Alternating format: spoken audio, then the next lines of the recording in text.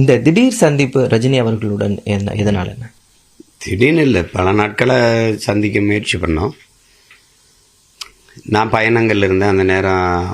அவங்களுக்கு படப்பிடிப்பு இருந்தது. சரி,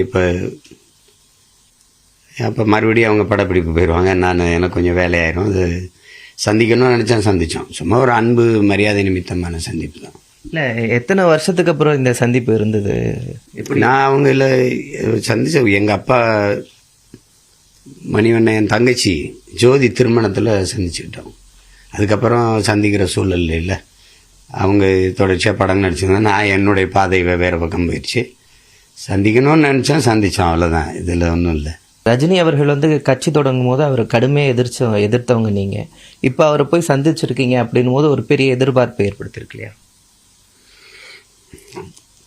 எதிர்பார்ப்பை ஏற்படுத்தியிருக்குன்னா அது மகிழ்ச்சி தான், அதில் ஒன்றும் இது இல்லை. நாங்கள் ஒன்றும்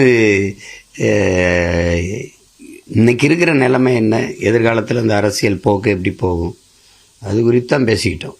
எந்த மாதிரி போகும், ஒரு கணிப்பு, அவங்களுக்கு ஒரு பார்வை, எனக்கு ஒரு பார்வை, அது எந்த மாதிரி போகும் அப்படின்னு பேசிக்கிட்டோம். இன்றைக்கி இருக்கிற நிலைமை, இந்த சூழல்கள் எப்படி இருக்குது, இது எப்படி அப்படின்னு பேசணும். பொதுவாக தான் பேசிக்கிட்டோம் ரெண்டு பேரும். இப்போ விஜய் அவர்களுடைய கட்சி அறிவிச்சிருக்கிறாரு, அவருடைய கட்சி வருகை அதை பற்றியெல்லாம் பேசப்பட்டதா? இல்லை, அது குறித்து ஒன்றும் பெரிய இது இல்லை. அது அப்படி பேசக்கூடிய அளவுக்கு ஒன்றும் இது இல்லை. அது குறித்து பேசலை. ஏன்னா இப்போ தம்பி விஜய் அவர்கள் வந்திருக்காங்க, அதுக்கப்புறம் இன்னும் என்னென்ன நகர்வுகள்னு பார்த்தானே ஒரு பேச முடியும். சும்மா நம்ம எல்லாமே அனுமானத்தில் யூகத்திலேயே பேசிட்டு கூடாது. இப்படி நடக்கும் அப்படி நடக்கும்னு ஒரு சோசியக்காரன் மேலே சொல்லிட்டு இருக்க முடியாதுல்ல. இப்போ நான் என்ன செய்ய போகிறேன்னு அவருக்கு தெரியும். நான் தனித்து போட்டிட்டு தெரியும். தெரிஞ்சு அப்போ நம்ம பேசும்போது தனித்து நின்று 8 விழுக்காடு தொட்டு ஒரு அங்கீகாரத்தை பெறுறதுங்கிறது பெரிய விஷயம்னு அவருக்கு தெரியுது. அதனால் சொல்கிறார், அது பெரிய விஷயம், கடுமையான உழைப்புன்னு சொல்லும்போது